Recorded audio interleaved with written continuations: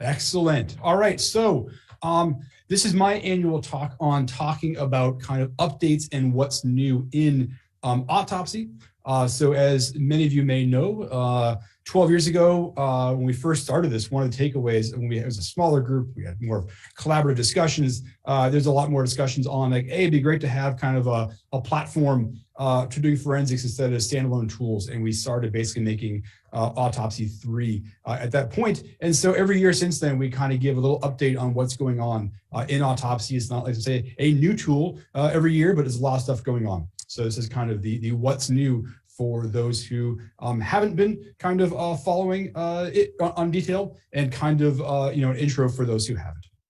So main goals, right? There's been a lot going on since last year's OSDFCon, which was a year ago. There's been 3 releases, over 3,400 commits on GitHub, 300,000 plus downloads. We'll talk about the kind of high level overview of what is in there. And it still requires the reminding that this is not kind of the same Autopsy from 20 years ago of the kind of web apps before it was a really kind of cool web app. So that's the goal of this. So this is what Autopsy looks like now. Every year, there's kind of a question on like what we're investigating. This started off as a challenge, I think 8 years ago or 9 years ago at OSDFCon on working in various pictures. This year, we're investigating Q. Why not, right? So we're going to try to investigate kind of who is Q, running productions real, etc. That's our definition of things to investigate this year. To be clear, I am not a Q follower, Q believer, any of that kind of stuff. It's just a fascinating topic to think about as kind of what we're investigating. All right, so before we dive too much further, this always comes up as part of the questions of who are all these various dogs we have. This always comes up as I learned so much from this slide. So on the left is Renzik. He's our Autopsy dog, forensic. He was named at an OSDFCon many years ago. Hash in the middle, he's been around for about 20 years or so. He got a facelift. He's been working out over many years from what he was 20 years ago. Each year they dress up. And then last year we introduced Cash for cyber triage. She was named at OSDFCon, and we decided to kind of to balance out kind of the male and female kind of the ratios here and bring in Cash. So these are our dogs that you'll see at various times throughout this. So what are the Autopsy themes since last year?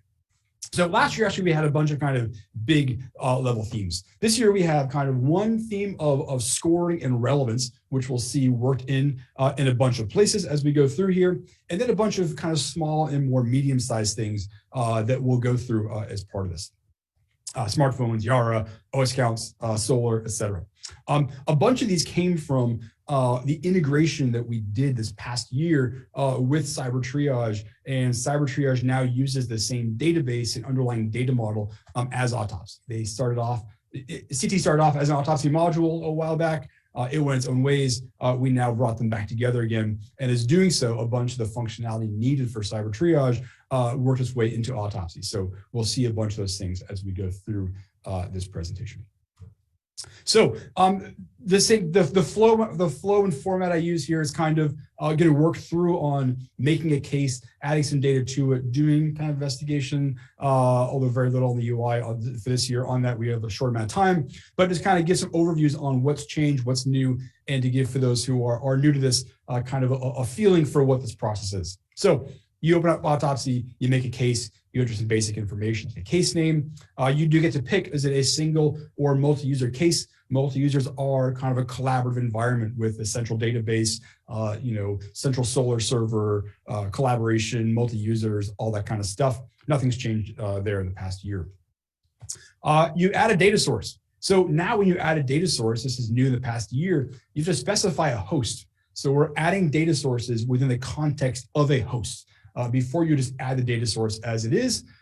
Some cases can get very overwhelming when you have 10, 50, 20, 100 data sources. It can be helpful to group them together by hosts and then by person as well. If you know that this person had a phone and a tablet and a computer, and the computer had 4 disk images in it, to group them all together and make it easier to assign and manage. So when you add a data source, you pick a host. You can either let Autopsy generate one for you based on the data source name, the image name. You can specify your own from scratch, or you can pick an existing one that you've already made in your case. We don't really care, but this is a new thing that now everything is going to be associated with a host as it goes in. As you add in your data sources, so data source in Autopsy are things like disk images, local disk, logical files, unallocated space, etc. There's a couple of new things in here, more bug fixes and enhancements. So there's an NTFS compression bug fix that was in there. That was a contribution from Joel and Kim over at Aeon Straws. ext4 inline data is now supported, and you'll see in a little bit added that stuff in for basis. And then Joachim added in a whole bunch of stuff, numerous bug fixes. It's been a great contributions this past year on kind of various bug fixes that the Google fuzzing team found as part of that, so that you'll get all those benefits as you bring in disk images into the case.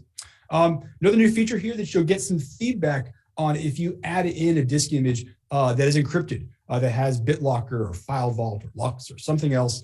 Before, we would say, we don't see a file system or volume system here. We're just going to add it in as kind of unallocated space, and you just get one big chunk of unallocated space. We're now going to give you feedback. Full disclosure, we don't have the BitLocker decryption at this point in there, but we'll give you a better feedback message of like, hey, there's BitLocker here. You should do something else about this before we blindly just start adding it in and running a bunch of modules on it.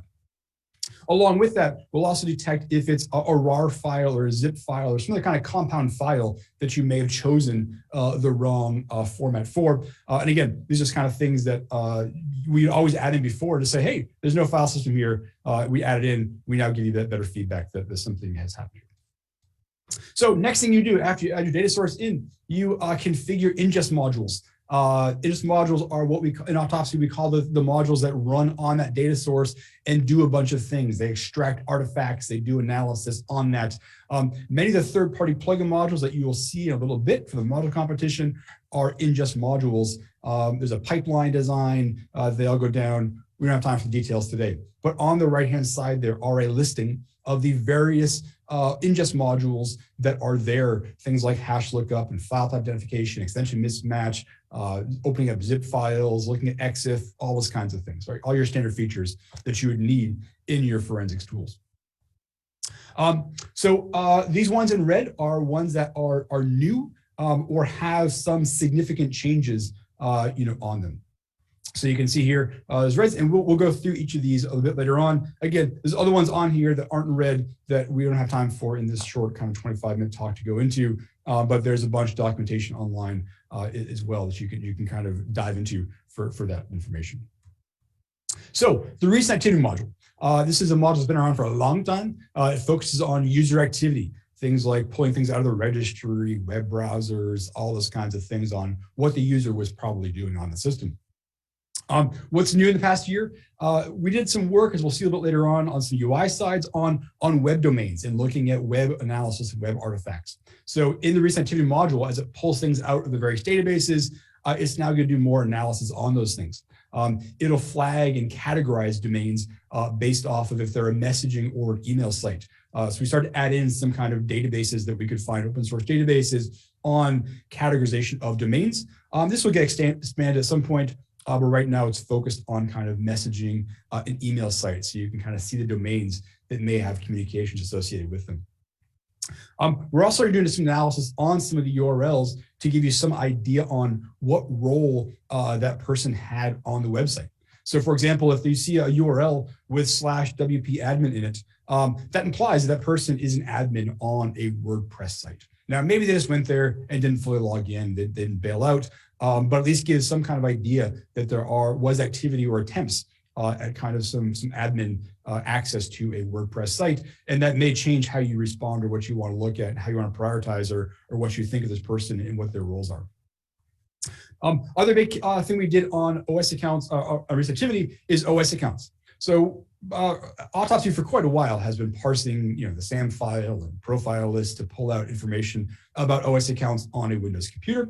But now it's more of a first-class citizen. Before it was just what we called an artifact, right? It's an OS account, it's an artifact, it's there, you can view it, just like you can view web artifacts, right? But now it's a first-class citizen. Now it's like a real thing that you can now use to link back and forth. So this is one that came in from Cyber Triage because it allows you to navigate from a file to the user to processes, to network connections, et cetera. And so this linking was basically brought in, and now files in Autopsy are now more closely linked with their OS account, and other artifacts like web browsing or messaging, other things as well, are also now more tightly coupled with that user account that they came from. Full disclosure, it's not fully as integrated as like Cyber Triage has, but the basic infrastructure is there, the plumbing is there, the links are being made, the data model.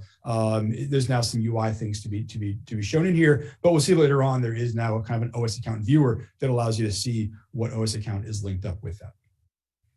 You can see that on the left-hand side, right-hand side, sorry. This is a kind of a tree view of what you see in the UI. Just kind of throwing out here that these are kind of things you'll see the web categories and web artifacts and OS accounts in the tree in those kinds of nodes. Keyword search. So a bunch of changes went on into keyword search. A lot of work went into this. Unfortunately, it's all fairly transparent to you as a user, but there was a lot of effort that went into these kinds of things behind the scenes to figure all these integrations out. But the keyword search module is responsible for adding text to an Apache Solr index, which then you use for kind of fast searching afterwards as an exact match or a substring or a regular expression search. This past year, we finally got the upgrade to Solr 8 done. We were at Solr 4 before. Honestly, for single user cases, it's relatively transparent. There's not a whole lot of differences for you on there. There are some performance improvements. We leveraged some enhancements for performance-wise, but general searching functionality-wise, it's the same as you got before with Solr 4. One big difference, though, is if you are in a cluster environment, if you are in that multi-user cluster environment and running a Solr server, you can now easily take advantage of a Solr cloud deployment, which basically allows you to have multiple Solr servers that kind of look like one. And there's kind of, Zookeeper or whoever in there involved to kind of point the Autopsy to what server to use. So that now becomes easier to use if you're looking at some large multi-user cluster deployments.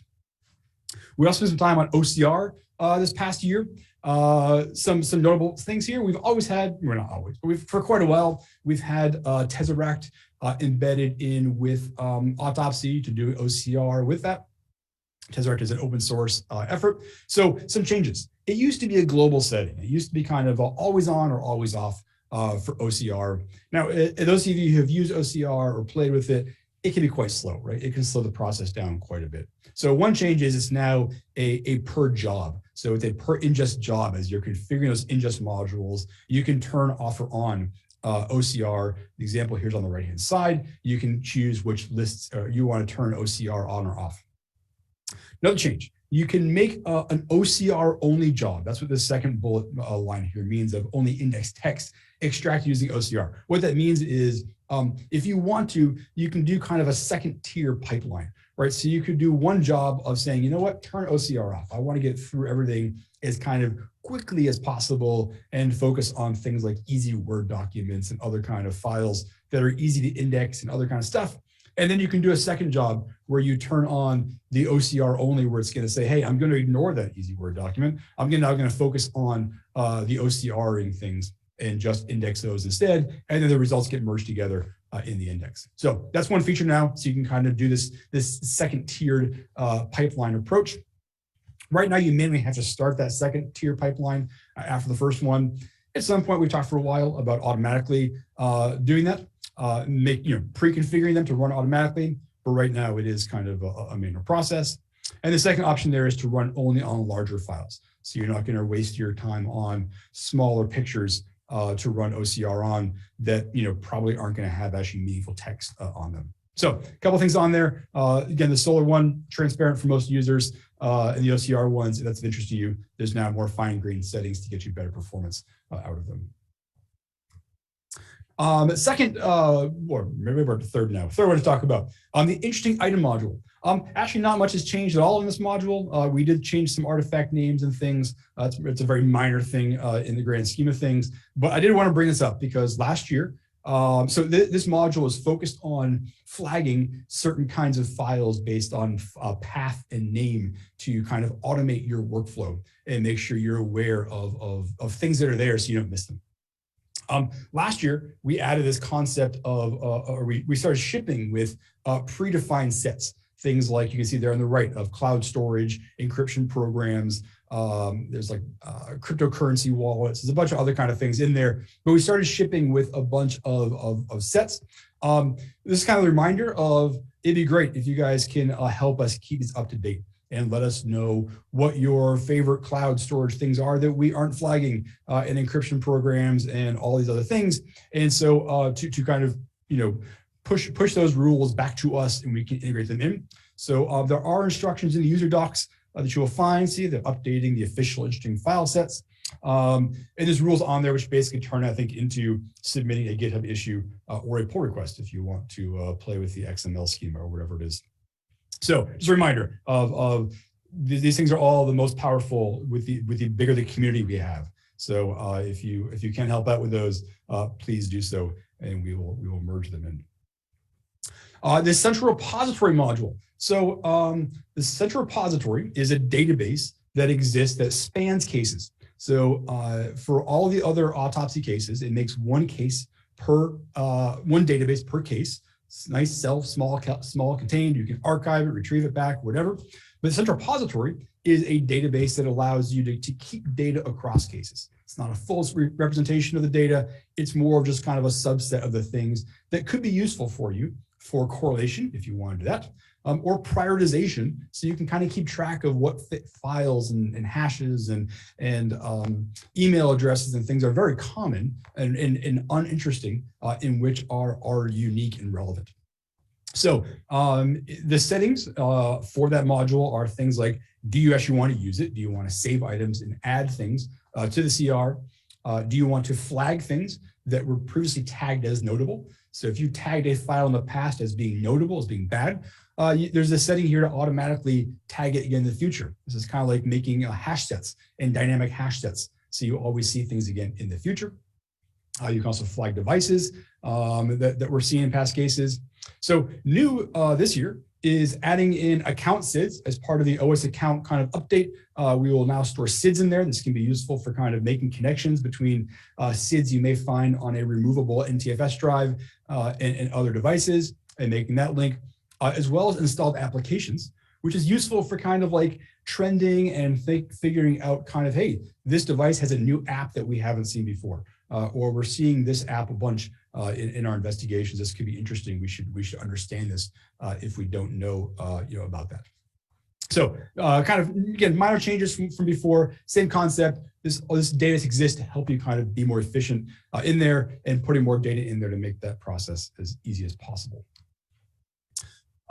Two new modules, iOS Analyzer, iLEAPP, and Android Analyzer, aLEAPP. So these are modules that wrap the iLEAPP and aLEAPP open source frameworks. We introduced the iLEAPP one last year, and Alexis spoke at OSDFCon last year speaking about iLEAPP. What has changed since last year? So just for those who don't know, iLEAPP is all about iOS, Android, aLEAPP is all about Android. What's changed since last year? So when we first introduced this last year, iLEAPP was very focused on tar files. That was the input to it, was a tar file. And if you added that tar file to Autopsy, it would run iLEAPP on that and see if it could pull out some things.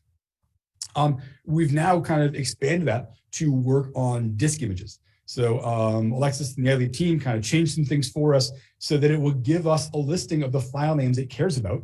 And we will then take that list, we'll go to the database in our database in the case, and we'll pull those files out and then run iLEAPP and aLEAPP on them. So you can now run aLEAPP and iLEAPP on a disk image just as like we could before on the tar file. So that's a great new advancement. Since last time, we've also parsing more of the iLEAPP artifacts themselves. I think last time we didn't have the full kind of communication relationship set up. So they now work better in our communications interface, which we're not going to see at all in this presentation, but there is an interface focused on communications things. And the aLEAPP module was added this past year as well. And spoiler alert, in the module competition a little later on, you may see another one variation on this. That's not part of the official one, but you may see another small letter LEAPP module here in a little bit. Yara was a new module that was added in. So for those who don't know, Yara is a regular expression matching engine, very popular with like looking at, for malware and iOS sharing of IOCs, looking for malicious activity, often run for executables or DLLs. So there is now a Yara module that exists to analyze and apply a set of rules to the files that are going down the pipelines in your data source, right? So you can think of Yara as kind of like keyword searching, but it's more for patterns usually than words and phrases. So it's kind of like our keyword search module.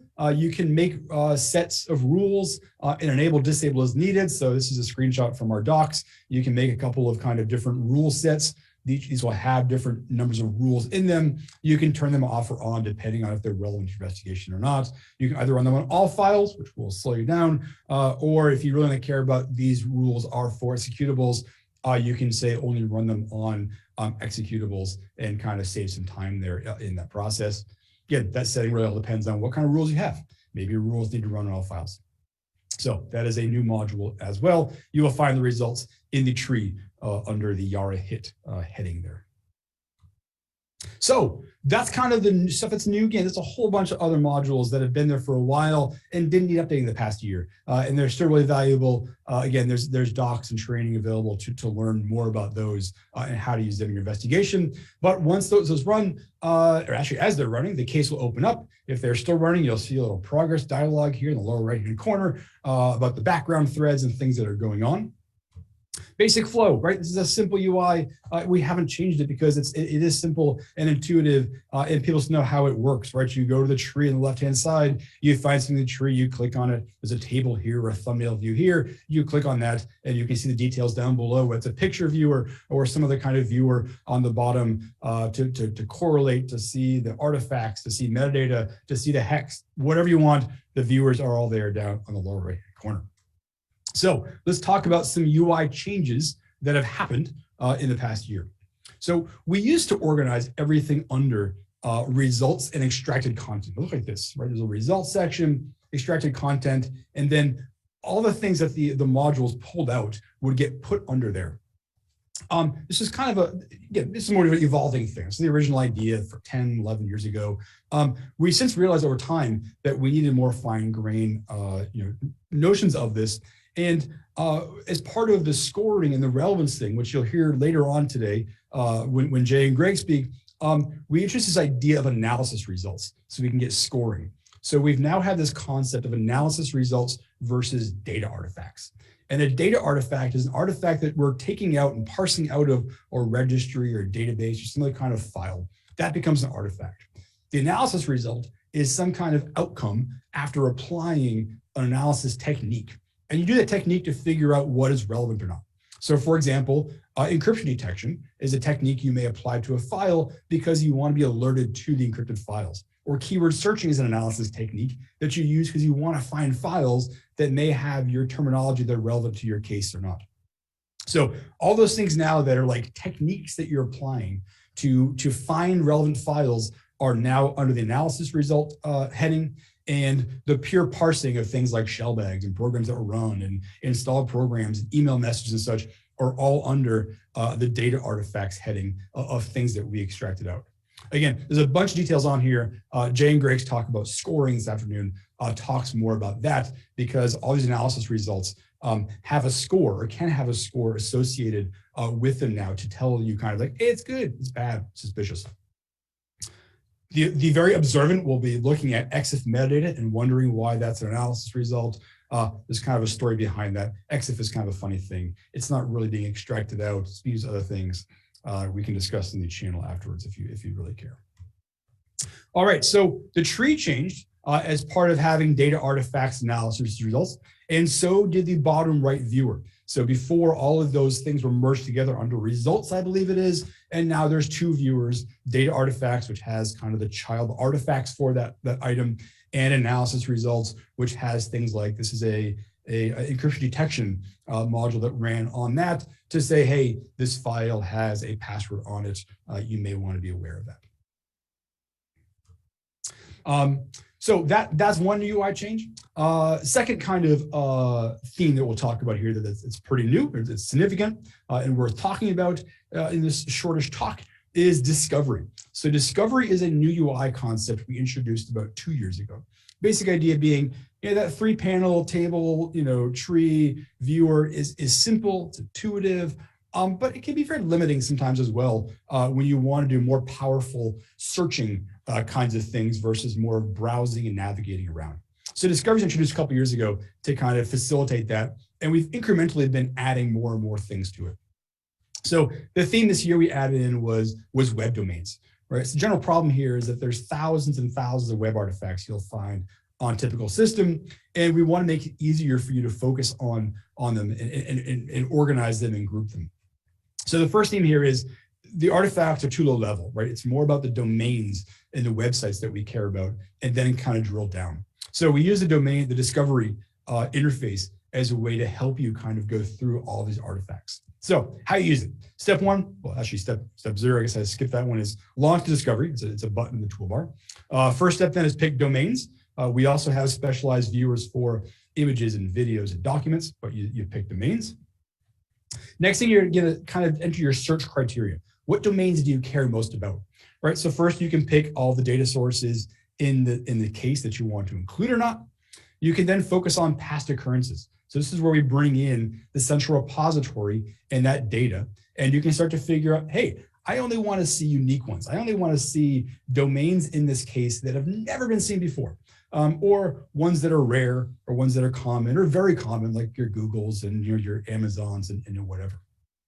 Now, this data is all based on your central repository. So the uniqueness and the rareness here is really just based on your past cases. This is not being kind of globally shared and all these other kinds of things. It's just your data, but it's basically using your past experience to kind of help your future case and make you more efficient with that. Other settings here about kind of making sure they're notable, or the account type. This is where that WP admin stuff we talked about before can come in. A date filter, only showing recent things, etc. This is kind of your search criteria. Third step here is focus on kind of how you want to view things. So you can organize them based on number of visits, basically on, hey, show the most popular ones first. You can show based off of activity dates on kind of, hey, the most recent ones, based on categories of, hey, the ones they have admin on, the unique, the rare ones, etc. So we allow you to kind of figure out you want to group them. Do the search. You get a listing here. The groups on the left here are kind of in this case, we chose by how many views there were, how many page visits there were. So in this case, we can say, hey, Google had a whole bunch of visits. You can click on this up here, see details down below. In this case, it's a timeline view that allows you to say, hey, on November 12th, they had these kind of searches in view there. You can dive into history alone, etc. So a bunch of ways you can kind of then dive into these domains afterwards based off of whatever you're curious about in that investigation. So that's kind of a new thing. Check that out. That's really it for the big stuff. Lastly, there is a training course. It's a one-day course. It was a one-day in person. You would be tomorrow if we're having this in person. It's now video, covers the basics of adding and analyzing data. There's a hands-on exercise to help rescue Renzik from a kidnapping. You can get the URL there below. Again, there's a whole lot of features in Autopsy. We just kind of covered the what's new this year in the past. And also you can download it. If you haven't played it before, you can download it from autopsy.com. You can sign up for the email list on there for updates. You can subscribe to Twitter on SleuthGit. And we have commercial support offerings as well if you are looking for that. Again, you can hook me up on LinkedIn or Twitter as well if you have kind of questions or want to see updates. So with that, I think I have like a minute or two left. Anne has been kind of hanging out behind the scenes here, watching Discord. Do we have any questions, Anne, to answer here? We have one from early on. Someone was asking if Autopsy will do more post-processing for Linux or Mac hosts as it does now for Windows hosts. We don't have any in the kind of roadmap right now. We do have, it will parse in the HFS, kind of APFS, file systems that was brought in by Blackbag last year, I think. But yes, right now there is not kind of advanced plist parsing or things on there. So someday maybe, but we love donations as well, or anyone can make a module that it can be an add-on module. And I think that would clearly win a module contest in the future, I think. All right. Someone else asked if it shows if Google is synced across devices. It doesn't. We don't. So we flag things like the Google Cloud Storage right now with the interesting items, but we aren't doing right now kind of a lot of kind of the in-depth analysis of the various apps. Just honestly where we've focused for some of our kind of kind of use cases and things. So we don't have that in place, but that would be, again, another great module that is not in this year's contributions, but I could see next year as a great module. Okay, great.